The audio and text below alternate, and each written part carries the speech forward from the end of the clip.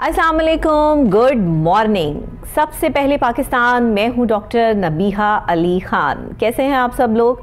उम्मीद करती हूँ खैरियत से होंगे, ठीक ठाक होंगे। अपना और अपने साथ रहने वालों का बहुत बहुत ख्याल रखिए।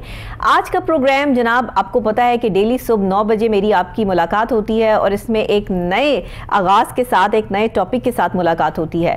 टॉपिक एक ख़ास टॉपिक हम लोग चूज़ करते हैं कि जिससे कोई मैसेज, कोई अच्छी बात जो है वो माशरे में फैल सके, कोई अच्छी चीज़ जो है वो कोई अडॉप्ट कर सके। कोशिश यही होती है कि आपके सोशल इश्यूज़ से लेकर आपके अगर कोई सेहत के मसाइल हैं या तालीम के मसाइल हैं या अवामी जितने मसाइल हैं, उन सब चीज़ों को जो है वो यहाँ पर डिस्कस किया जा सके।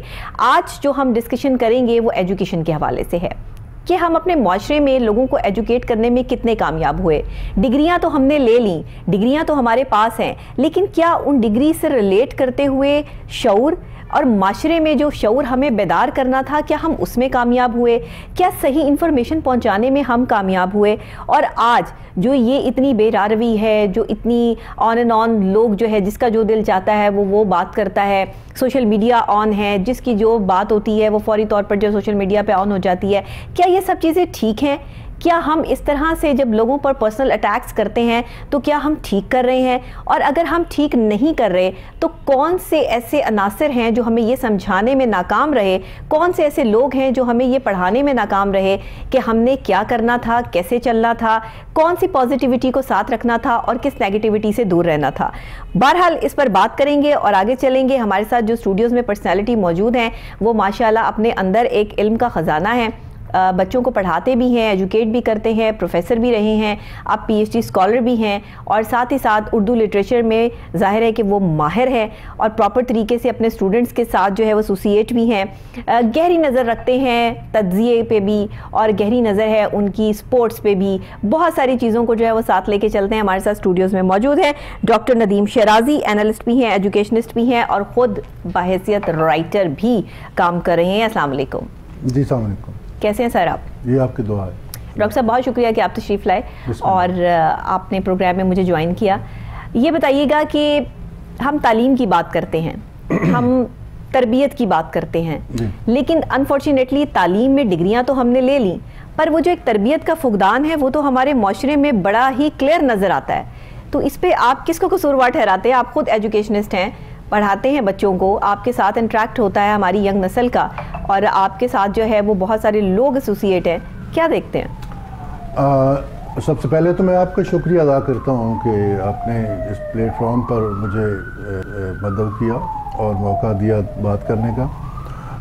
बड़ी अच्छी बात की आपने कि आजकल के नौजवान या आज जदीद दौर में, असर हाज़िर में डिग्री तो मौजूद है सबके पास, लेकिन तालीम नहीं है। तो इसके बहुत सारे अवामिल हैं जिसको एक एक करके भी हम अगर बात करें तो एक लंबी फहरिस्त बनती है ये। जी ज़रूर। उसमें सबसे पहले मेरी नज़र में एक हमने क्लासरूम टीचिंग ख़त्म कर दी है। हमारा एक जो सिस्टम हमने अडॉप्ट कर लिया है वो सारे का सारा एक कमर्शियल है। तालीम भी कमर्शलाइजेशन का शिकार हो चुकी है और तालीम, मैं अगर ये कहूँ कि एजुकेशन एक इंडस्ट्री बन चुकी है जी, तो ये भी गलत ना होगा। सही। और जब कोई चीज़ इंडस्ट्री बन जाए तो फिर उसमें नफ़ा और नुकसान इंडस्ट्री होल्डर के हाथ में होता है। राइट। वो ये देखता है कि क्या चीज़ मेरे लिए फ़ायदा मंद है और क्या मुझे नुकसान दे रही है। तो उस सिलसिले में बहुत सारे ऐसी चीज़ें हैं जो जिससे छुटकारा हासिल करना चाहिए था, मगर हम उसके अंदर बल्कि उसके में फंसते जा रहे हैं। बिल्कुल सही, एक दलदल है जिसमें हम करते चले जा रहे हैं। और सबसे बड़ी बात तो ये कि हमने तलबा को एक नतीजे के पीछे लगा दिया, रिजल्ट के पीछे लगा दिया है।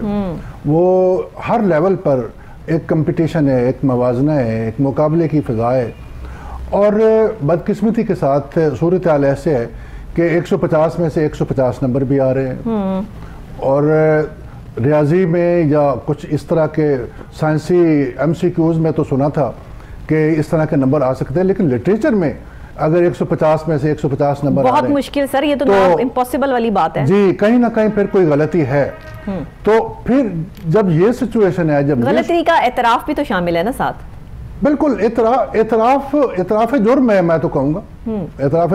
और उस मुकाबले की फ़ज़ा ने तरबियत की बजाय डिग्री की तरफ लोगों को माइल कर दिया है। और हमारा एक पूरा मुआशरा अब उस दौड़ का हिस्सा है। अगर मैं मॉडर्न एजुकेशन की बात करूं जिसमें ओ लेवल या ए लेवल और कैम्ब्रिज यूनिवर्सिटी की तालीमात हैं या वहाँ के इम्तहानात हैं, तो वहाँ भी एक दौड़ है, वहाँ भी एक क्रेज है ए प्लस लेने का। उसमें वालिदैन भी शामिल हैं, उसमें इदारा भी शामिल है, उसमें तालिब इल्म भी शामिल है। लेकिन वो जो मैंने बात की थी ना कि क्लासरूम टीचिंग खत्म हो गई है, वो उस्ताद का जो एक शफकत थी वो खत्म हो गई है। और शायद उस्ताद को भी इसी बात के पीछे लगा दिया गया कि आपसे हमें नतायज चाहिए, आपसे हमें तरबियत नहीं चाहिए।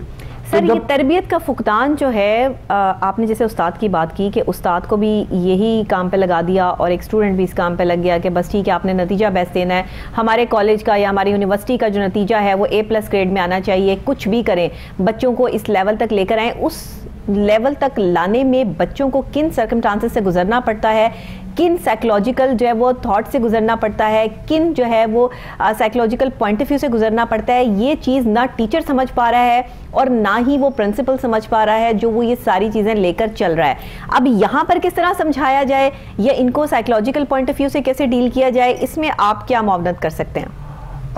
ये एक नफ्सियाती गेम है और ये नफ्सियाती जंग भी मेरे ख्याल में वो इदारे जीत गए हैं जिन्होंने इस तालीम को इंडस्ट्री बना दी है या एक फैक्ट्री की शक्ल दे दी है। तो उसमें नफ्सियाती तौर पर लोगों को, मैं तो कहूँगा कि हमने आज के तालिब इल्म को नफ्सियाती तौर पर यरगमाल कर लिया है। सही, ठीक है। और वो उसको घर से भी उसको प्रेशर है, वालिदैन से उसको प्रेशर है, दोस्तों की तरफ से उस पर दबाव है, अपने फेलोज की तरह के हवाले से वो देखता है वो बच्ची है या बच्चा है, वो ये देखता है कि जी मेरे हमसाये के कितने नंबर आए, मेरे क्लास फेलो के कितने नंबर आए।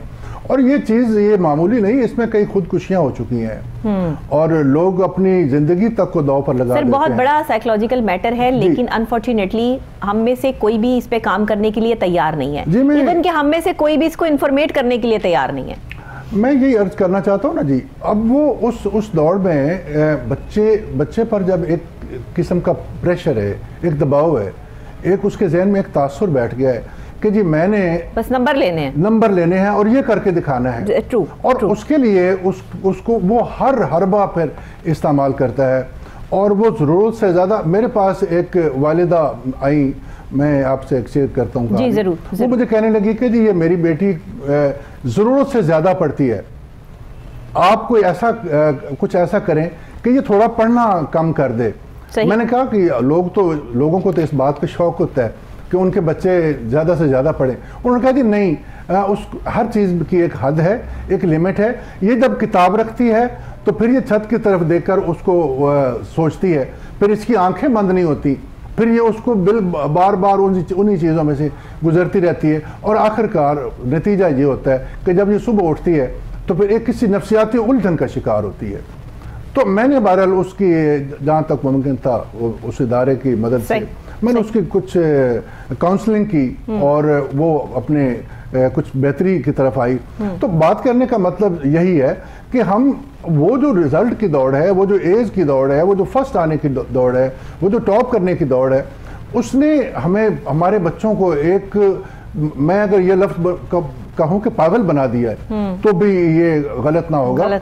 और उसमें अब वापस मैं फिर वहीं पर आता हूँ, उसमें सिर्फ और सिर्फ नंबरों की दौड़ है, नंबरों की रेस है, नंबरों का मवाजना है। कोई बंदा ये नहीं देखता कि मेरा बच्चा अगर ये ग्रेड 10 में है या BS कर रहा है या MS कर रहा है या FSC कर रहा है, तो क्या इसका नॉलेज उस लेवल का है? सर, आपको नहीं लगता कि अगर स्टूडेंट्स को ये कह दिया जाए कि अगर आपने A+ ग्रेड लिया तो आपको एक अच्छी नौकरी खुद इदारा जो है वो ढूंढ कर देगा और आपको उस नौकरी पर फाइज करवाया जाएगा? मैं समझती हूँ एक छोटी सी बात कहने से ही आप बच्चों को इस लेवल तक ले आएंगे कि वो अच्छे नंबर लेने के लिए एक तो तगोदो भी करेंगे, साइकोलॉजिकल तौर पे ज़्यादा जो है वो परेशान भी नहीं रहेंगे और अपनी कामयाबी के साथ जो है वो अपना टारगेट भी अचीव कर लेंगे। और इदारे के लिए भी ये खुशी की बात होगी, हमने जो प्रेशर डाल दिया एक स्टूडेंट पे और एक टीचर ने जो प्रेशराइज कर दिया कि आप पर बड़ों का प्रेशर और बड़ों पे उनसे बड़ों का प्रेशर और सबसे छोटे जो है वो उस प्रेशर के जो है वो बस दबते चले जा रहे हैं। तो अगर हमने अपने स्टूडेंट को आज इस प्रेशर से आज़ाद नहीं किया तो कल को आने वाले वक्त में हम साइकोलॉजिकल पॉइंट ऑफ व्यू से जो मेंटल डिजीज़ आप जिनको सबसे जो बुरी और सबसे ख़तरनाक डिजीज़ है जिसको एंजाइटी कहते हैं, जिसको लोग अभी तक समझ नहीं पा रहे, हमारे स्टूडेंट्स में वो डेवलप होना शुरू हो चुकी है। मैं ऐसे स्टूडेंट्स जो है वो पेशेंट जो है वो देखती हूँ, उनको पेशेंट कहते हुए मुझे तकलीफ़ होती है कि वो इतने मासूम बच्चे हैं, लड़के और लड़कियां हैं कि जो अभी स्टडीज़ कर रहे हैं और लेकिन वो एंजाइटी का शिकार हैं क्योंकि उनको माहौल अच्छा नहीं दिया गया, उनको प्रेशराइज किया गया, उनको नंबर लेने पर जो है उकसाया गया। अब मुझे कल एक बड़ी खुशी हो रही थी सर आपके साथ, मैं एक बात शेयर करूँ कि मेरे पास एक जो है वो पेशेंट आया और वो स्टूडेंट था, अब वो चार्टर्ड अकाउंटेंट है माशाल्लाह, और वो एंजाइटी पेशेंट था। उस वक्त वो ये समझता था कि ना वो पेपर्स दे पाएगा, ना वो पास हो पाएगा और ना वो कभी अच्छी जॉब ले पाएगा। कल मुझे उसका मैसेज रिसीव हुआ कि डॉक्टर साहिबा आपकी मेहनत से और आपके जो है वो मोटिवेट करने पे और आपके इलाज से मैं इतना बेहतर हो गया हूँ कि आज मैं चार्टर्ड अकाउंटेंट हूँ, तो मुझे ये जॉब मिल गई है और मैं एक जो है वो बड़ी अच्छी फर्म में, यूके की फर्म में जो है वो काम कर रहा हूँ। तो आपकी बहुत बहुत आपकी मेहरबानी और शुक्रिया। अगर उस वक्त टाइम पर उसका इलाज ना होता तो क्या आज वो ये नौकरी लेने में कामयाब होता? कितने हमारे बच्चे ऐसे ही रह जाते हैं और हम समझ नहीं पाते, सोच नहीं पाते। तो क्या हम अपने मुस्तकबिल को कर रहे हैं और कैसे हम इन स्टूडेंट्स को लेके चलेंगे? बड़ी अच्छी गुफ्तगू की आपने जी, बड़ा अच्छा नुक्ता उठाया। और ये प्रेशर डालने का, दबाव डालने का जो हमारा एक माशरे का एक हिस्सा बन चुका है, तो उससे बहुत उसके भयानक नताज निकल रहे हैं। मेरे सामने कई ऐसे वाक़यात और कई ऐसे तजुर्बात हैं कि जिनमें बच्चों ने इतने अच्छे नंबर स्कोर नहीं किए, लेकिन उसके बाद जब रिटन टेस्ट होता है तो वो बच्चे अपनी लियाकत, अपनी जहानत के तौर पर रिटन टेस्ट में बहुत अच्छा स्कोर कर जाते हैं। इवन मेरे अपने ख़ानदान में भी कुछ ऐसे वाक़यात हुए हैं कि एक बच्चे ने अच्छे नंबर अपने इम्तहान में, बोर्ड के इम्तहान में नहीं लिए और वालिदैन उसके साथ बहुत बात तू तकार तक भी कई बच्चों के साथ और नापसंदीदगी भी और बात ना करना और सारा सिलसिला। तो सही। उसमें हम खुद भी शामिल हैं, हम भी इसी सोसाइटी का हिस्सा। बिल्कुल सही। तो लेकिन फिर अगर बच्चे में कुछ है ना जी, तो वो बच्चा कहीं ना कहीं और जाकर दिखाता है, बिल्कुल दिखाता है और उसका नतीजा शो करता है, वो करके दिखाता है। और उसके लिए मैं कहता हूँ कि किसी हद तक मैं एक पेरेंट भी हूँ, मैं एक उस्ताद भी हूँ, मैं इस माशरे का एक फ़र्द भी हूँ, मैं इस दुनिया को दिन रात देखते भी हैं, ऑब्जर्व भी करते हैं। वो है ना कि अमीर तक मीर का शेर है कि सरसरी हम जहान से गुजरे वरना हर जहान दीगर था। तो इस दुनिया को अगर ऑब्जर्वेशन की आंख से देखा जाए, अगर मुशाहिदे की आंख से देखा जाए, तो हर जगह एक नई दुनिया मिलती है। बिल्कुल सही। तो ये जो जिस उन्वान पर हम या जिस मौजू पर हम बात कर रहे हैं, ये इंतहाई एक सेंसिटिव मौजू और इंतहाई अहम मौजू है। लेकिन मैं आपको एक बात बता दूं कि ना तो हम प्रोग्राम करना, इस बात पर गुफ्तगू करना, इसको हाईलाइट करना एज ए सोसाइटी का मेंबर हमारा फ़र्ज़ है, लेकिन मुझे इस बारे में मैं इतना उम्मीद अफजा नहीं हूँ कि हमारे वालिदैन का जो एक साइड है और दूसरी साइड जो इदारे हैं, क्योंकि वो वहाँ पर जो कंपटीशन है ना, उस कंपटीशन को जिस वक्त हम ब्रेक करेंगे ना, उस वक्त इस मसले का कोई हल निकलेगा। और जहाँ तक आपने एंग्जाइटी की बात की, तो एंग्जाइटी तालीम के प्रेशर के साथ साथ मोबाइल टेलीफोन के भी एक एंग्जाइटी है, ठीक है ना। ये आपकी मेडिकल साइंस भी अब इसको प्रूव कर चुकी है, जाहिर है वो तो कि जो जिसमें हम जो देखते हैं इसमें, और वो उसके बाद हमें उससे बेहतर की तलाश होती है, उससे बेहतर। यानी हमारा ब्रेन, हमारा दिमाग जो है, अगर एक वीडियो, एक कोई न्यूज़ और एक कोई ऐसा जिसे आजकल हम नई ज़बान में मीम्स कहते, वो अगर देखते हैं तो उसके बाद हमारा दिल, हमारा दिमाग उससे अगली स्टेज मांगता है जी। तो एक तरफ बच्चा नंबरों के प्रेशर में है, दूसरी तरफ बच्चा सोशल मीडिया के प्रेशर में है, तीसरी तरफ बच्चा अपने वालिदैन के प्रेशर में, और लिहाजा बच्चे को तो हमने चारों तरफ से वही तो कह रही हूं, बंद कर दिया है। बड़ों का प्रेशर, बड़ों पे उनसे बड़ों का प्रेशर, उनसे बड़ों पे उनके बड़ों का प्रेशर, और सबसे नीचे हमारे स्टूडेंट्स, वो सारा का सारा प्रेशर जो है वो स्टूडेंट पे डल गया। अब वो स्टूडेंट को जब तक आप इस प्रेशर से आजाद नहीं करेंगे, आप उससे अच्छे मार्क्स की कैसे उम्मीद रख सकते हैं? जी देखिए, अच्छे मार्क्स मैं कहता हूँ ना जी, मेरा ताल्लुक, मैं पब्लिक सेक्टर से मेरा ताल्लुक रहा है ज्यादातर। मैंने पाकिस्तान और पाकिस्तान से बाहर बहुत सारे इदारों में रहने का मुझे मौका मिला जी। और मैं ऐसे लोगों से भी मिला हूँ जो लोग बाकायदा उनकी ये डिमांड होती है कि हमारे बच्चे को नंबर की गेम से निकाल कर इसको इंसान बनाना है हमने। देखिए कितने % होंगे सर ऐसे लोग?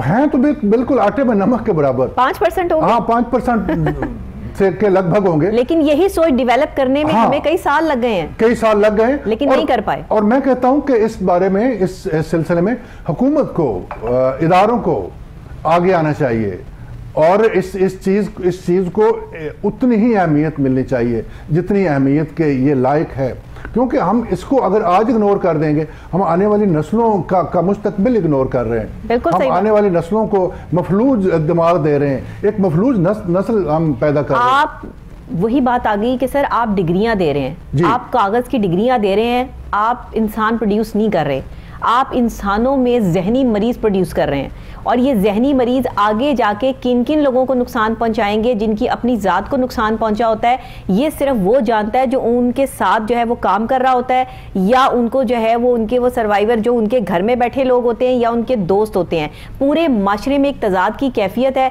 और फिर यही जहनी मरीज उठकर जो है वो सोशल मीडिया पे वो चीज़ फैलाते हैं जो उनकी ज़िंदगी का हिस्सा बन चुकी होती है, और फिर वहाँ से ये बातें उड़ती उड़ती तमाम स्टूडेंट्स तक पहुँचती हैं और वो स्टूडेंट जो है वो सीधे रास्ते पे जाने की बजाय वो नेगेटिव रास्ते की तरफ चल पड़ते हैं कि हाँ इसके साथ ये हुआ तो कल को हमारे साथ भी ये हो सकता है। अब पॉइंट क्या है, हो सकता है, हुआ तो नहीं, लेकिन क्योंकि उन्होंने उस वीडियो को आप वाली बात के देख लिया, अडॉप्ट कर लिया और सोच लिया कि ये हो सकता है। अब हो सकता है में कितना नुकसान हो गया, इसका जिम्मेदार कौन है?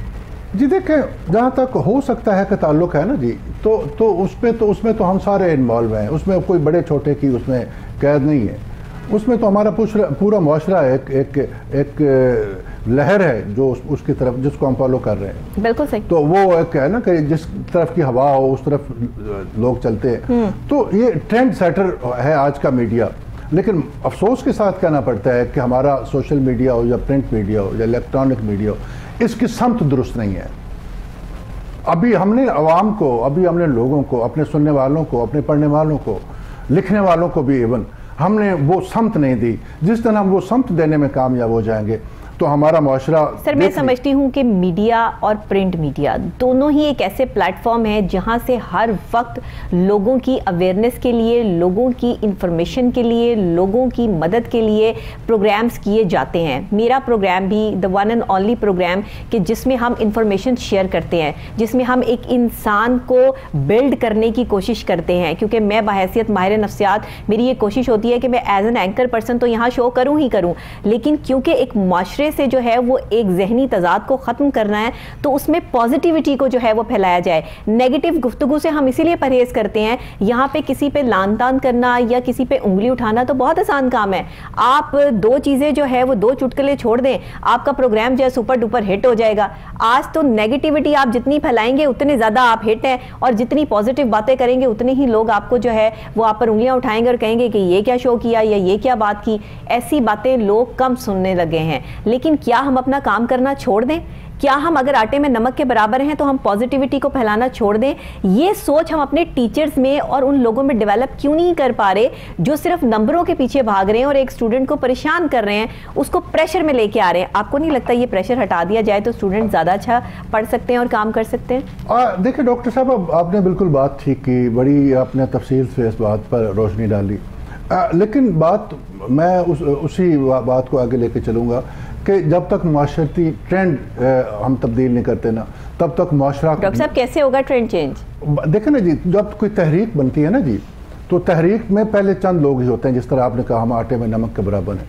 लेकिन अगर उस तहरीक में कुछ जान हो तो वो तहरीक अपने साथ एक दस्ता तैयार कर लेती है, और वो दस्ता फिर एक ग्रोह में तब्दील हो जाता है, और वो ग्रोह फिर आगे पूरी दुनिया तक पहुंच जाता है। डॉक्टर साहब सच बोलते हुए डरते हैं हम लोग। इसी तरह दुनिया में आप अगर अदब की तहरीकें देखें, आप इनकलाबी तहरीकें देखें, आप किसी भी हवाले से बात कर लें, तो पहली जो खश्त अव्वल जिसे हम कहते हैं वो किसी न किसी को बनना पड़ता है। तो उसके लिए आज का इलेक्ट्रॉनिक मीडिया, मैं कहता हूँ सबसे अच्छा और बेहतरीन जो कह सकते हैं कि एक प्लेटफॉर्म है, वो इलेक्ट्रॉनिक मीडिया है जी। इलेक्ट्रॉनिक मीडिया अगर अपनी, जैसे आपने आज हिम्मत की कि इस प्लेटफॉर्म से एक एजुकेशन पर, एक तालीम पर 1 घंटे का प्रोग्राम आप लोग कर रहे हैं, लेकिन असल में बात सूरत हाल ये है कि हमारा जो इलेक्ट्रॉनिक मीडिया है वो भी एक रेस में है, वो भी एक दौड़ में है, वो भी एंग्जाइटी का शिकार है। सर दौड़ में तो लगे हुए सभी लगे। वही वो वहां भी एक रेटिंग है, वहां अगर बात करते, आप किसी जगह पे आप बात करें जाकर किसी चैनल के साथ, वो कहेंगे जी हमें ये बताएं कि ये प्रोग्राम या ये इशू या ये उन्वान रेटिंग कितनी लेगा। जब आप रेटिंग के चक्कर में पड़ जाएंगे तो फिर आपके नजदीक वही इशू। सर वही तो कह रही हूँ कि पॉजिटिविटी को हमने साइड पे डाल के नेगेटिविटी को प्रमोट करना शुरू कर दिया। अभी यहाँ 2 बातें हम किसी के मुखालिफ जो है वो बोल दें तो अभी यहाँ पर जो है वो बात कुछ से कुछ हो जाए, रेटिंग तो बैठे बैठाए मिल जाएगी। लेकिन रेटिंग हमारा मकसद नहीं है, पॉजिटिविटी फैलाना और अपने एक फ़र्ज़ को अदा करना जो है वो मेरा मिशन है और मेरा काम है, जो मैं यहाँ पर बैठ के सरअंजाम दे रही हूँ। और अल्लाह करे कि आगे भी जो है वो ये पॉजिटिविटी फैलाने में हम कामयाब रहें, क्योंकि नेगेटिविटी माशरे में इतनी ज़्यादा हो गई, इतना लेवल हो गया, पलंदा इतना बड़ा हो गया कि पॉजिटिव लोग जो है वो खामोश होकर बैठ गए। सच बोलना मुश्किल लगने लगा। लेकिन क्या अगर सच बोलना छोड़ देंगे या पॉजिटिविटी दिखाना छोड़ देंगे तो फिर वो जो आटे में नमक के बराबर लोग हैं वो भी हार जाएंगे? तो ऐसा तो हम नहीं कर सकते। इसीलिए आपको आज बुलाने का मकसद ये है कि आप एक एजुकेशनिस्ट हैं, आप इस दौड़ में हैं कि जिसमें रेस लगी हुई है ना सर, इसमें आगे एक दूसरे से आगे बढ़ने की जो है वो मामला चल रहे हैं। तो आप क्या समझते हैं हमें अपने माशरे को कैसे एजुकेट करना चाहिए? देखिए जी, माशरा एजुकेट होता है। एक मैं चूँकि लिटरेचर का बंदा हूँ तो माशरे को ऐसा लिटरेचर दिया जाए, ऐसी तालीमात दी जाए, ऐसी इंफॉर्मेशन दी जाए जिससे माशरे की सोच बदले। और सोच ओवरनाइट नहीं बदला करती, सोच बदलने पर अरसे लगते हैं, टाइम लगता है। लेकिन उसके जो पीछे काम करने वाले लोग हैं ना, उनको थकना नहीं चाहिए। उनको, यानी मैं एज ए टीचर मैं अपने मिशन से नहीं थकता।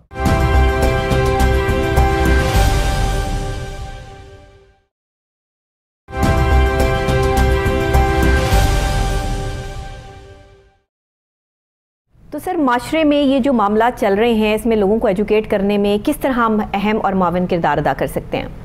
जी, उसके लिए भी बहुत सारी राहें हमारे पास है। सबसे पहले तो इंफॉर्मेशन, आज का दौर जो है ना वो इंफॉर्मेशन का दौर है जी। यानी आज एक छोटी सी बात होती है, अगले चंद लम्हों में वो पूरी दुनिया में सर्कुलेट हो चुकी होती है।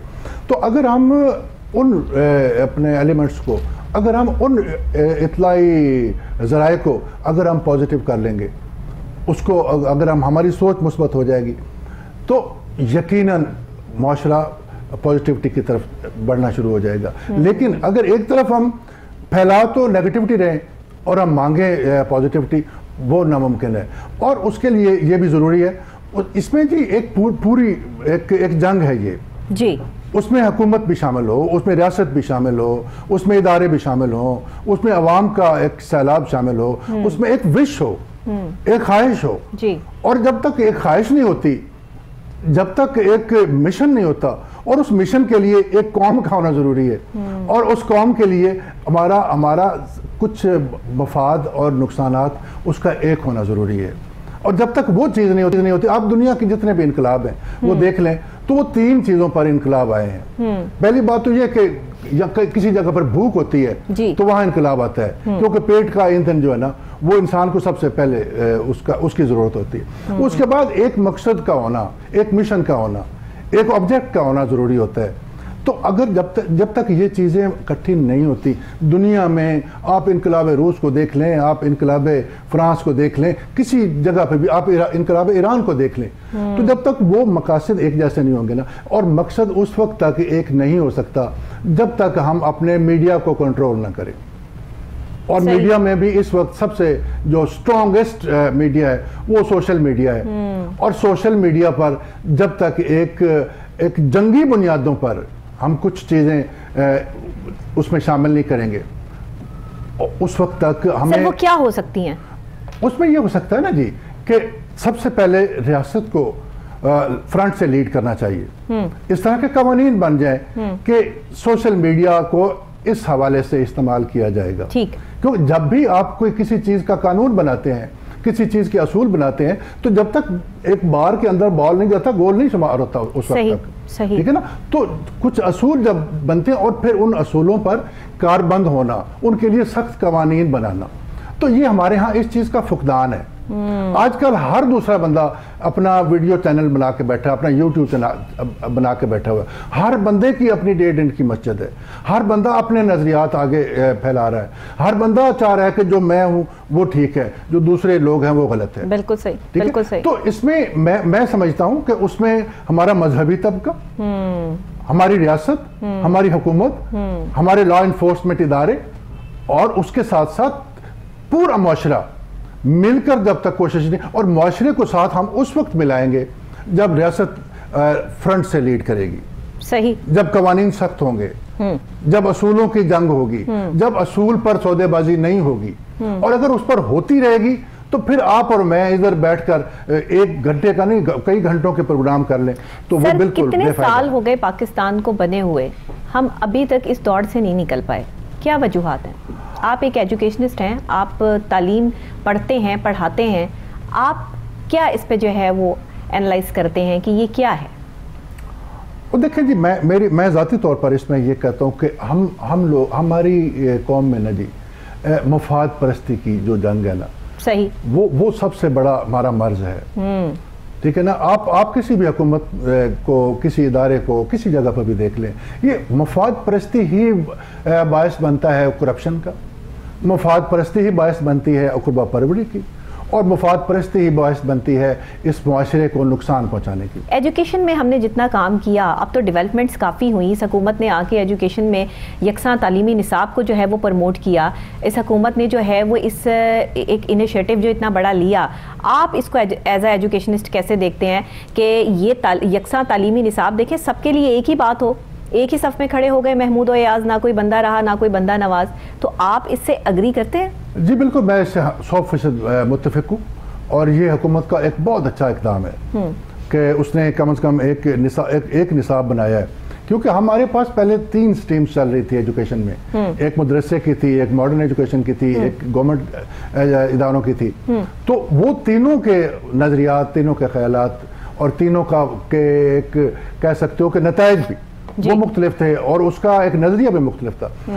अब अगर गवर्नमेंट जिस तरह उन्होंने ये स्टेप लिया है, उसको अगर वो इम्प्लीमेंट भी करवा ले, उस पर अमल भी करवा ले, उसको अगर मनवा लें, तो मेरे ख्याल में ये एक जहाद होगा। सर ये टाइम टेकिंग चीज़ है ना? डेफिनेटली टाइम टेकिंग चीज़ है, इसलिए इसके लिए भी लोगों की मेंटल अप्रोच चेंज करनी पड़ेगी। मगर बात यह है कि जब कोई कानून बनता है और जब इदारे कोई कानून मनवाना चाहते हैं तो फिर वो मनवा लेते होते हैं, फिर उसमें ज़ीरो टॉलरेंस होती है, और इसमें भी अगर टॉलरेंस ज़ीरो हो जाए, इसमें भी अगर रियासत चाहे कि ऐसा होना है, तो मेरा नहीं ख्याल कि हमारे आगे कोई दीवार सामने आ सकेगी। दीवारें तो खैर हर जगह मौजूद होती हैं, लेकिन दीवारें गिरानी पड़ती हैं, दीवारें गिर जाती हैं, खुद ब खुद गिर जाती हैं, उनको धक्का देने की जरूरत भी नहीं पड़ती, फिर वो दीवार रहती ही नहीं है। दीवारें बदलन अगर गिर सकती है तो दुनिया की कोई भी दीवार, बंदे को अपनी पावर का एहसास होना चाहिए कि मेरे पास पावर की, जी मेरे पास पावर, सही सही, बिल्कुल सही कहा। और वो पावर जो है ना, वो उस वक्त आती है जब इंसान को ये पता हो कि मैं जो कर रहा हूँ वो दुरुस्त है। अब इंसान अपने नजरिए पर इस तरह कारबंद हो, इस तरह कायम हो कि वो उसके कॉन्सेप्ट क्लियर हो, सही, वो अंदर से वो जो सच बोल रहा है तो उसका अंदर भी उसका साथ दे रहा हो। ये नहीं है कि उसकी दोहरी शख्सियत है, मुंह से तो मैं कुछ और कह रहा हूँ, अब मैं अपने बेटे के लिए और सोचूं और दूसरों के बच्चों के लिए और सोचूं, तो फिर इस तरह काम नहीं चलता, इस तरह काम नहीं चलता। तो आप अब क्या समझते हैं कि जो ये यकसा तालीमी निसाब की बात है, इसको इम्प्लीमेंट करवाने में या इसको प्रॉपर तरीके से, काफ़ी हद तक तो हुकूमत की कामयाबी जो है वो हम इसमें अप्रिशिएट करते हैं कि मौजूदा हुकूमत का ये बहुत बड़ा इनिशिएटिव है। देखिए तालीमी मेयार बेहतर करना बहुत ज़रूरी है पाकिस्तान की बच्चों के लिए, पाकिस्तान की आवाम के लिए, उन्हें बाशऊर करना, उन्हें तालीमी याफ्ता करना इस वक्त में इसलिए भी ज़रूरी है कि सर कोविड में हमने जो टाइम देखा उसमें तालीमी बड़ा नुकसान आज तक बर्दाश्त कर रहे हैं, और इंटरनेशनल लेवल पे देख लें, नेशनल लेवल पे देख लें, किसी एक मुल्क ने नहीं, तमाम ममालिक ने, जहाँ जहाँ कोविड की सिचुएशन रही, पूरी दुनिया ने इसको झेला। आप क्या समझते हैं कि पाकिस्तान को मज़ीद आगे जाने के लिए इसमें क्या क्या डेवलपमेंट्स करनी चाहिए, तालीमी मेयार को बेहतर बनाने के लिए आपके पास क्या चीदा पॉइंट्स हैं? जी, इसमें बिल्कुल आपने दुरुस्त फरमाया कि ये कोविड का जो एक सिलसिला था, या जो एक ये पूरी दुनिया में एक ब्रेक आई है। अभी भी चल रहा है, अभी भी चल रहा है, लेकिन अभी लोगों ने इसको किसी हद तक नजरअंदाज कर दिया है। और ये सिर्फ पाकिस्तान में नहीं बल्कि पूरी दुनिया का निज़ाम उसी तरह चल रहा है। और लोग अब समझ रहे हैं कि शायद हमें जिंदा रहना है और जिंदा हमने उसी तरह रहना है जैसे हम पहले रह रहे थे जी। तो ये नुकसान हर एक को हुआ है, हर जगह हुआ है, पाकिस्तान को भी हुआ है। और मैं कहता हूँ, और जहाँ तक अपना वेलफेयर स्टेट्स का ताल्लुक है, जहाँ तक तरक्की याफ्ता ममालिक का ताल्लुक है, तो वो ऐसे नुकसानात को, ऐसे गैप्स को फिल करने के लिए उनके पास सोर्सेज होते हैं, ठीक है ना। वो उनके पास दूसरे एलिमेंट्स होते हैं जिससे वो उसको वो जो ब्रेक आती है, वो जो गैप बनता है, वैक्यूम बनता है, वो उसको फिल कर लेते हैं। सही, लेकिन हमारे जैसा तरक्की पजीर मुल्क जिसे हम तीसरी दुनिया के ममालिक कहते हैं जी, हमारे लोगों के लिए अगर एक चीज़ हमारे हाथ से निकल जाती है या हम थोड़ा सा उसमें कमज़ोर पड़ जाते हैं या किसी हद तक हम दूसरों से पीछे रह जाते हैं, तो फिर उसको कैचअप करना हमारे लिए थोड़ा सा मसला बन जाता है। मैं इस बारे में भी ये कहूँगा कि एजुकेशन डिपार्टमेंट जब हमारा है, माशाल्लाह हमारे एजुकेशन मिनिस्टर को इम्तियाजी सनद मिली है और वो काम भी माशाल्लाह बहुत अच्छा कर रहे हैं जी। तो मगर इसमें अभी बहुत कुछ करने की ज़रूरत है। और उसमें मैं ज़ाती तौर पर यह कहूँगा कि एजुकेशन मिनिस्टर हो, एजुकेशन का डिपार्टमेंट हो, एजुकेशन की वजारत हो, सबको इस बात पर काम करने की ज़रूरत है कि इम्तहानी सिस्टम के नताइज जो हैं वो मेरिट पर आए। हाँ। जब तक इंतजामी जब तक इम्तहानी सिस्टम के नताइज मेरिट पर नहीं आएंगे और हम 1100 में से 1095 नंबर देते रहेंगे, तब तक ये सिस्टम बिल्कुल नहीं सुधर सकता। तब तक हम वो उसका ख्वाब भी नहीं देख सकते, वो ख्वाब भी हमारा चकनाचूर हो जाएगा।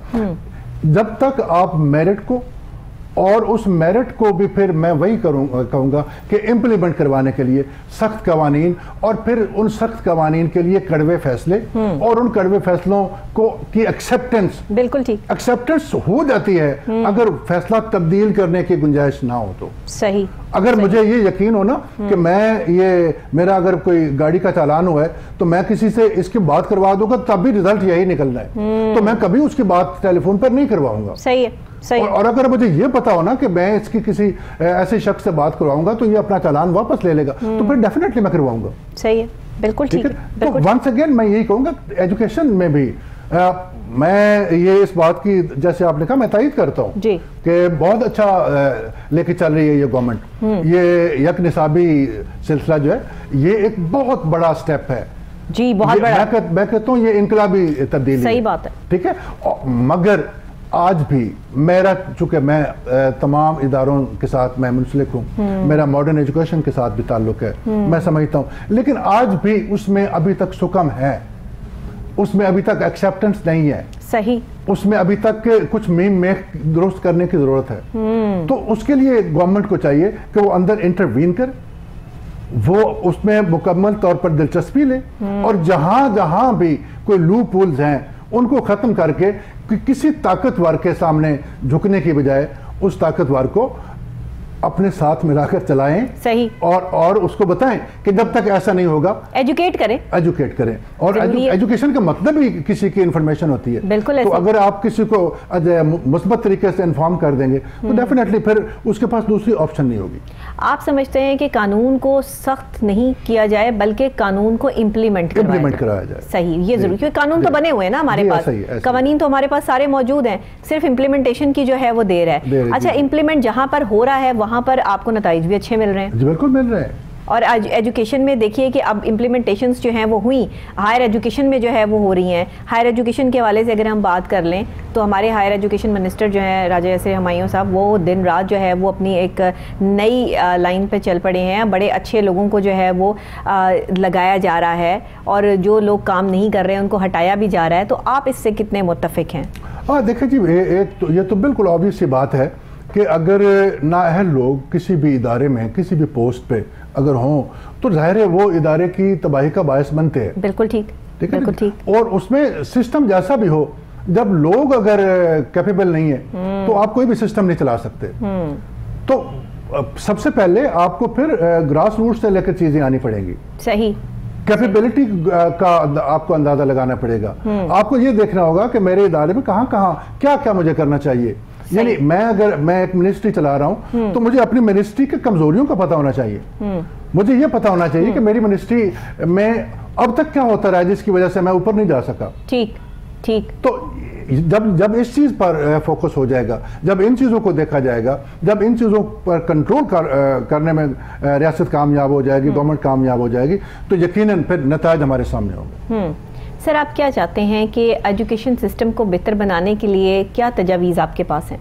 हाँ जी, मेरे नज़दीक तो एजुकेशन सिस्टम को बेहतर बनाने के लिए सबसे पहले तो असातिज़ा की जो तकरीरी है ना, वो मेरिट पे होनी चाहिए। सही, बहुत बड़ा वैलिड पॉइंट है। सबसे पहला मेरे नज़दीक आज भी हम उसी अलमी से दो चार हैं, और उस अलमियाती सूरत हाल का जो नतीजा निकलता है वही फिर आगे एक और अलमियों को जन्म देता है। क्योंकि हमारे यहाँ बदकिस्मती से जिसको कोई और नौकरी ना मिले वो टीचर बन उस्ताद हो जाता है। ठीक है ना जी। अब ये एनटीएस सिस्टम या दूसरे इम्तहानात जो हैं, ये इसको बाज लोग रुकावट भी समझते हैं अपनी आगे तरक्की में। ठीक है। हाँ, लेकिन मेरे ख्याल के मुताबिक अब ये कम से कम कुछ छलनी तो कहीं लगी ना, कहीं किसी को ये तो पता होगा ना कि यहाँ से आगे गुजर कर ही मुझे जाना पड़ेगा। एक रास्ता है, आपने उसे अबूर करके उसे अबूर करना पड़ेगा। ठीक है, बेशक वो आग का दरिया अबूर करना है या पानी को पुल के नीचे से गुजरना है। सही है। तो वहाँ ये एक जैसे मैंने एक ब्रिज होना चाहिए ना बीच में। जी बिल्कुल। जहाँ से आपने जैसे पुल सिरात से एंड पे भी तो पुल सिरात से गुजर के जाना है ना, ऐसा ही है। तो वहाँ से वही गुजर के जाएगा जिसके अमाल सही होंगे। हाँ जी।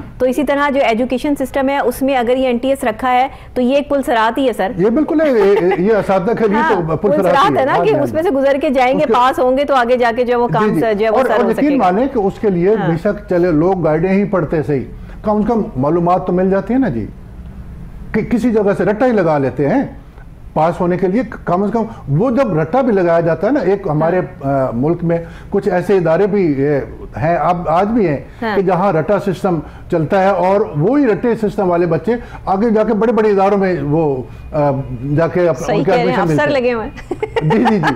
और लेकिन उस रट्टे का भी एक फायदा है कि बंदा किसी न किसी तरीके से वो कड़वी गोली निगल रहा है, वो गोली अपना असर तो फिर दिखाएगी ना। सही सही। तो ये हर चीज के पीछे एक अच्छाई होती है, हर बुराई में से एक अच्छाई भी निकल सकती है। तो लेकिन अगर वंस अगेन अगर उसको अच्छे तरीके से इंप्लीमेंट करवाया जाए। एक बात तो असातिज़ा, दूसरी बात ये कि क्लासरूम टीचिंग जिसका मैंने आगाज में कहा था, उस पर जोर देना चाहिए। सही। आज का हमारा बच्चा जो कहता है मैंने घर में जाकर पढ़ना है, स्कूल में मैं जरा सुकून करने आया हूँ, जरा वालिदैन की नजरों से बच के आया हूँ, इधर आकर थोड़ा सा मैंने अपना आराम से रहना है, वो एक टर्म है, मैंने चिल करना है स्कूल में थोड़ा सा, तो वो उस वक्त खत्म होता है। वर्ड आपने सही यूज किया है, चिल करना है। जी जी, चिल। और वो चिल करने के लिए ही वो स्कूल में, क्यों कि क्लासरूम टीचिंग इस वक्त जीरो है। हम असातिज़ा भी, इदारे भी और तलबा भी, क्लासरूम टीचिंग पर कोई कहीं फोकस नहीं है। और जिस दिन से क्लासरूम टीचिंग खत्म हुई है या कम से कम कमजोर हुई है, मैं खत्म नहीं कहता, उस वक्त से तरबियत में फुकदान आना शुरू हुआ है। सही। ठीक है ना। डिग्री आप इंटरनेट से भी ले सकते हैं, वही तो कह रही हूँ, डिग्री आप कहीं से भी ले सकते हैं। बिल्कुल सही। लेकिन जो तरबियत जो चिराग से चिराग कहाँ से लेंगे, जो चिराग से चिराग जलता था, जो उस्ताद अपने तजुर्बात आगे बयान करता था, उसका सिलसिला जो है ना वो रुक गया, वो मफकूद हो गया है। और जब अगर क्लासरूम टीचिंग को एक दफा फिर हम बहाल करने में कामयाब हो जाते हैं तो यकीन जानिएगा कि फिर उस्ताद की कदर भी बढ़ेगी। सही। फिर असातिज़ा के साथ उनके तलबा भी उतने ही मुखलिस हो जाएंगे। सही। और ये एक आपस का रिश्ता जो कम से कम आपके मॉडर्न एजुकेशन में एक जिसमें बोदल मशरिकैन पाया जा रहा है, सही बात, जिसमें एक गैप आ गया है। और मॉडर्न एज का बच्चा ये समझता है कि मैं पैसे देता हूँ, ये उस्ताद लेता है, तो वो जो फीस का और वो जो एक सरमाए की रेल पेल का जो ताल्लुक है, उसने उस्ताद की कदर को कम करवाया है। बिल्कुल सही। ठीक है ना। और जिस वक्त उस्ताद अपना 100% देना शुरू कर देगा, क्लासरूम में देना शुरू कर देगा, उस वक्त यकीनन तलबा की भी वो सोच बदलेगी।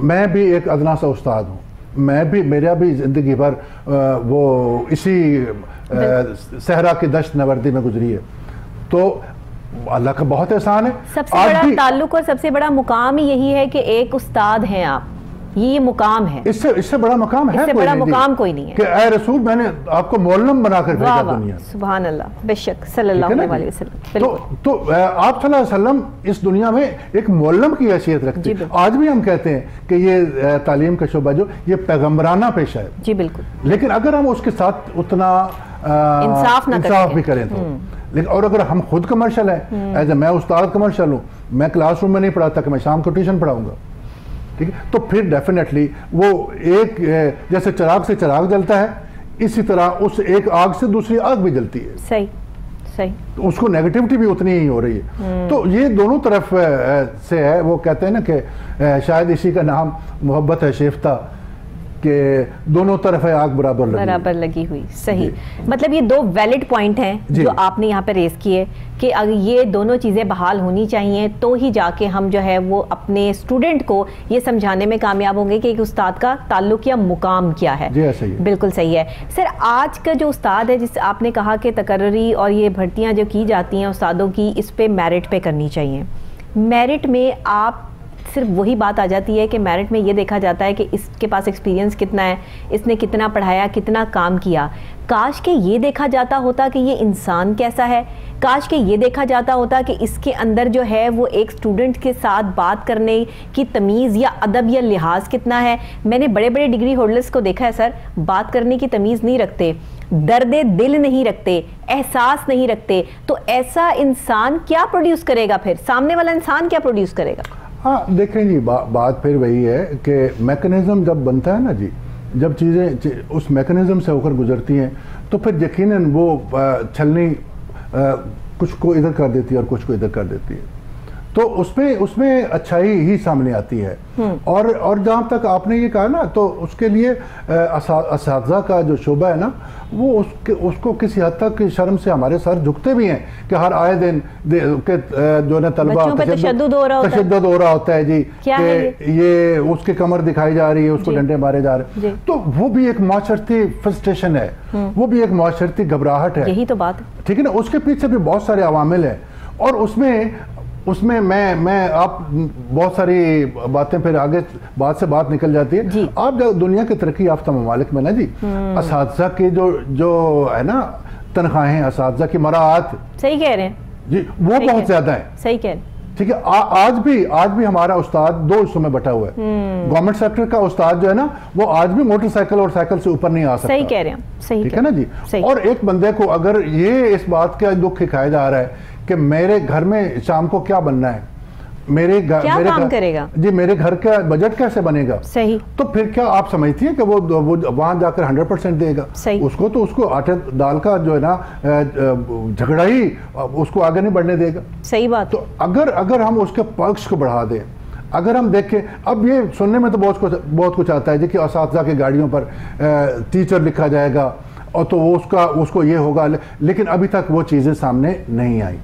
और जिस तरह गवर्नमेंट सेक्टर ने अपना प्राइवेट सेक्टर ने असातिज़ा को, क्योंकि कुछ अच्छे असातिज़ा प्राइवेट सेक्टर की मजबूरी, ठीक है, और उनके बगैर प्राइवेट सेक्टर सरवाइव नहीं कर सकता। सही। वरना प्राइवेट सेक्टर भी उतना ही चाहता कि मैं जितने गवर्नमेंट सेक्टर के टीचर की तनख्वाह मैं भी उतने ही दूं, लेकिन उसकी मजबूरियां हैं कुछ, जिसकी वजह से वो उसको टीचर को पैसे देने पड़ते हैं। तो वहाँ जो असातिज़ा है उनका लेवल डिफरेंट है, जो दूसरी तरफ असातिज़ा है उनका लेवल क्या ही अच्छा हो कि एक लेवल सेट कर दिया जाए, जैसे यकसा तालीमी निसाब आ गया, ऐसे ही कि इतने ग्रेड का जो भी टीचर होगा या इतनी तालीम रखने वाला जो भी टीचर होगा, वो प्राइवेट सेक्टर में हो या गवर्नमेंट सेक्टर में हो, उसकी तनख्वाह इतनी ही होगी, तो काम करने में आसानी नहीं हो जाएगी। लोग एक दूसरे की तरफ देखकर ये जो आज ये सोचते हैं कि प्राइवेट इदारे में ही काम कर लें, वहाँ ज़्यादा पैसे मिल जाएंगे और हमें गवर्नमेंट का काम करने से जो है वो क्या फ़ायदा हो रहा है। या फिर कुछ लोग कहते हैं हमें गवर्नमेंट की ही जॉब मिल जाए, हम गवर्नमेंट के टीचर लग जाएँ, वहाँ पर इतना पढ़ाना नहीं पड़ता, बस आपने अपनी क्लास ली, चले गए और आपको जो मरात भी मिल गई।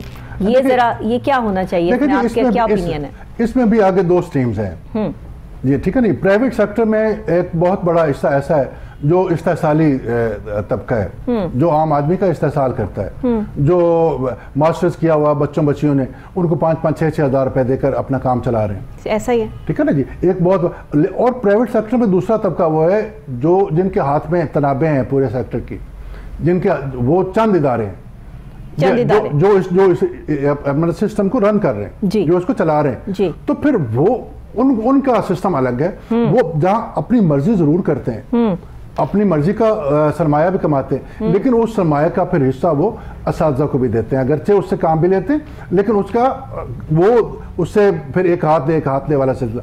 और दूसरी तरफ असातिज़ा जो अपने आपके गवर्नमेंट सेक्टर की मैं बात कर रहा हूँ, तो जी गवर्नमेंट सेक्टर के असातिज़ा का वही जो आज से 10 साल पहले का असूल था या जो मराहत थी, वो आज भी वही हैं। सही। 14वें स्केल में जो हमारे बच्चे बच्चियां जाते हैं, उनको बड़ी मुश्किल से 30-35 हज़ार रुपया उनकी तनख्वाह होती है। सही। तो मुझे आज की इस दुनिया में जिस वक्त हम बैठकर बात कर रहे हैं, कोई मुझे 35 हज़ार में अपने बच्चों समेत, अपने घर समेत, घर का बजट तो मुझे बनाकर दिखा दे। सही बात, ठीक है ना। तो उस्ताद भी अगर एक मजदूर की तरह उससे हम ट्रीट करेंगे, और एक मजदूर की आमदनी एक उस्ताद की आमदनी के बराबर जब हो जाएगी, तो फिर हम उस उस्ताद से वो उन अखलाकियात का जो है ना उम्मीद ना रखें। सही। कि वो हमें शोभा तो वो पैगम्बराना है, अखलाक तो वो हमें पैगम्बराना दे, लेकिन हम उसको जो है ना बैकफुट पर ले जाने के लिए या हम उसका इस्तेसाल करने में कोई कसर ना उठा रखें। सर, एक बहुत अहम सवाल मैं आपसे यहाँ पे करने जा रही हूँ, जो हमारे नाजरीन के लिए भी और आपके लिए भी तवज्जो तलब है, और वो तवज्जो मैं ये जो है वो आप तमाम लोगों की इस सवाल पर जो मरकूज़ करना चाहती हूँ और दिलाना चाहती हूँ कि हम जब अपने बच्चे को, जब हमारा बच्चा जो है वो 3-4 साल का हो जाता है और उसके लिए एक अच्छे स्कूल का एहतमाम किया जाता है कि इसको अच्छे स्कूल में पढ़ाया जाए, हमारा बच्चा जो है वो एक अच्छे स्कूल में पढ़े और वहीं से इसको जो है वो तरबियत मिले, तो सारा का सारा जो माँ बाप एक बोझ है वो स्कूल पे क्यों डाल देते हैं कि सारी तरबियत जो है वो इसकी स्कूल से ही होगी, बस ये अच्छा पढ़ लेगा तो कल को इसको अच्छी नौकरी मिल जाएगी, अच्छा कमा के हमें देगा। कभी हमने अच्छे इंसान प्रोड्यूस करने की कोशिश नहीं की। उसे अच्छा इंसान बनाने में सबसे पहला कदम तो उस माँ का है जिसने उसको जन्म दिया है। अगर वो माँ ही उसकी तरबियत करने में नाकाम है तो स्कूल वाले उसकी क्या तरबियत करेंगे? बहुत अच्छी आपने बात की। यहाँ पर बात का रुख थोड़ा सा मैं दूसरी तरफ लेके जाऊंगा। जी जरूर, आपका पॉइंट ऑफ व्यू। उसमें ऐसा है डॉक्टर साहबा कि हम अभी तक ना जहनी गुलामी से बाहर नहीं आए। हमारी मजबूरी आज भी अंग्रेजी है। हम समझते हैं कि हमारे बच्चे को अगर अंग्रेजी आती है ना, वेरी ट्रू, तो फिर वो दुनिया का बेहतरीन इंसान है। सही। और अगर उसको अंग्रेजी नहीं आती तो वो नाकाम तरीन इंसान है। तो ये भी हमारा एक एहसास कमतरी है। ठीक है ना जी। जिसकी वजह से माँ को खुद अंग्रेजी आती है कि नहीं आती, बच्चे के लिए वो डक भी कहती है, पैरट भी कहती है, हैन भी कहती है, एग भी कहती है। सही। ठीक है ना। सही। और लेकिन वो उसको वो तरबियत नहीं देती जो उसने अपने वालिदैन से ली थी। जी। ठीक है ना। और ये भी मेडिकल साइंस ने ये प्रूव कर दिया है कि कोई भी तालिब इल्म जितना अपनी मादरी ज़बान में अच्छा सीख सकता है, जितना अपनी मादरी ज़बान में अच्छा समझ सकता है और फिर प्रोड्यूस कर सकता है, उतना वो दूसरी ज़बान में नहीं कर सकता। और हम आज भी 7 समुद्र पार की जो ज़बान है उसको वो हमारे ओढ़ना बिछोना है। और जो अंग्रेज़ी को ब्रिटिश एक्सेंट में नहीं बोलता उसको हम अनपढ़ समझते हैं। जी। ठीक है ना जी। यहाँ पर बात आ जाती है, फिर उसी वापस जाएंगे हम ट्रेंड पर। वालिदैन भी उसी ट्रेंड का शिकार हैं, उसी अलमिया का शिकार हैं और उसी एहसास कमतरी का शिकार हैं कि बच्चे को अंग्रेजी पढ़ानी है। इदारे वालिदैन की उस कमजोरी से फायदा उठाते हैं। सही। ठीक है। उन्होंने अपनी फीस बटोरनी है, उन्होंने अपना इदारा चलाना, उन्होंने अपनी इंडस्ट्री बचानी है, तो फिर वो वही कुछ देते हैं बच्चे को जो वालिदैन चाहते हैं। बिल्कुल सही। ठीक है। और जो वालिदैन चाह रहे होते हैं, जाहिर है फिर डबल भी ट्रैफिक हो गई ना जी, कि जो मैं मांग रहा हूं वही मुझे मिल रहा है। तो लेकिन असल में कहां पर कमी है, कहां पर गैप है, कहां पर कोई हम छोड़ के जा रहे हैं वापस, वो ना तो हम अखलाकियात का दामन अपने हाथ में हमारे, ना हमें वो याद है, ना हमें खुलूस याद है, ना हमें इंसानी रिश्ते याद है। यही तो बात है। ठीक है ना जी। ना हमें अपना, हम तो अब खून के रिश्तों को भी भूलते जा रहे हैं। मैं एक इदारे में नाम लिए बगैर मैं बताऊंगा कि मैंने बच्चे से पूछा कि बहुत पुरानी बात है कि आपका सबसे बुरा वक्त घर में कौन सा गुजरता है? वो कहते हैं महीने के बाद जब मेरी अपने डैडी से मुलाकात होती है। Oh my God. तो वो मेरा आगे पीछे, वो चूंकि रात को लेट आते हैं और मैं ट्यूशन 10-12 लोग मुझे पढ़ाने आते हैं, वो पढ़ कर मैं सो चुका होता हूँ। महीने में एक दफ़ा उनसे मेरी मुलाकात होती और वो मेरे लिए बुरा तरीन वक्त है। तो जब हमारा रवैया ये है, जब हम इस नहज पर पहुंच गए, जब हम खुद इतने कमर्शियल है, सही, तो फिर हमें अपनी आने वाली नस्ल से, तो देखो ना जी, एक अंधे को अगर आप आंखें दे दें। बिल्कुल सही। बहुत शुक्रिया सर आपका, आप तशरीफ़ लाए और आपने प्रोग्राम में एजुकेशन के हवाले से जो पॉइंट्स यहाँ पर रेज़ किए वो सॉलिड हैं। अगर हम इन वो चीदा पॉइंट्स को उठा के इन पे काम करना शुरू कर दें तो हम अपने माशरे में अच्छे तालिब इल्म देने में कामयाब हो सकते हैं। बहुत शुक्रिया आपका भी, नाजरीन आपका भी बहुत शुक्रिया कि आप मेरे साथ होते हैं, प्रोग्राम देखते हैं, एंजॉय हैं और अच्छे कमेंट्स के साथ आपके कमेंट्स मुझे मौसूल होते हैं। आज के एजुकेशन के हवाले से ये प्रोग्राम जो आपने देखा, इसमें डॉक्टर शराजी साहब की आपने जो है वो बात सुनी। अगर आप समझते हैं कि कोई ऐसा सवाल आपके जहन में है जो आप डॉक्टर नदीम शराजी से करना चाहते हैं, या फिर आप तालीम के हवाले से किसी भी चीज़ को कोई पॉइंट रेज़ करना चाहते हैं या हमारी तवज्जो उस पर दिलाना चाहते हैं, तो आप ज़रूर जो है वो हमारी यूट्यूब पर भी और फेसबुक पे भी कमेंट कर सकते हैं। Kohinoor @9 with doctor Nabiha Ali Khan date के साथ आप लिखेंगे और टॉपिक के हिसाब से भी लिखेंगे तो आपको हमारा प्रोग्राम जो है वो मिल जाएगा। आपके कमेंट ज़रूरी इसलिए हैं कि जब तक आप अपनी बात नहीं हम तक पहुंचाएंगे, हम नहीं समझ पाएंगे कि अवाम में क्या फ्रस्ट्रेशन है, क्या चाहते हैं और तालीमी मियार को मज़ीद बेहतर बनाने के लिए और क्या हो सकता है। इसीलिए अपने बच्चों को पहले अच्छा इंसान बनाइए और फिर उन्हें डिग्री होल्डर बनाइए। इसी के साथ मुझे इजाज़त दीजिएगा, कल फिर मुलाकात होगी नई सुबह, नए आगाज़, नए अंदाज के साथ। तब तक के लिए अल्लाह निगहबान।